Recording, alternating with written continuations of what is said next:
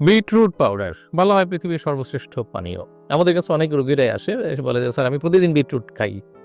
তারপর তো আমার রক্ত বাড়ছে না।" বা "আমি প্রতিদিন বিটরুট খাবো, আমার কি রক্ত বাড়বে? আমি ওষুধ না খেলে হবে না?" আসলে বিষয়টা হচ্ছে যে আপনার কতটুকু আয়রনের অভাব আছে শরীরে এবং আদৌ আয়রনের অভাবজনিত কিনা সেটাও একটু প্রশ্ন। যদি আয়রনের অভাবজনিত না হয় তাহলে তো আসলে এরকম আয়রন সমৃদ্ধ খাবার খেয়ে কোনো লাভ হবে না। আর কতটুকু অভাব আছে? আপনার যদি খুব বেশি অভাব থাকে তাহলে কিন্তু আপনি এই ধরনের খাবার খেয়ে আপনি আপনার আয়রন পূরণ করতে পারবেন না, অভাব পূরণ করতে পারবেন না। আপনাকে মানে সাপ্লিমেন্ট, ইনজেকশন নিতে হবে।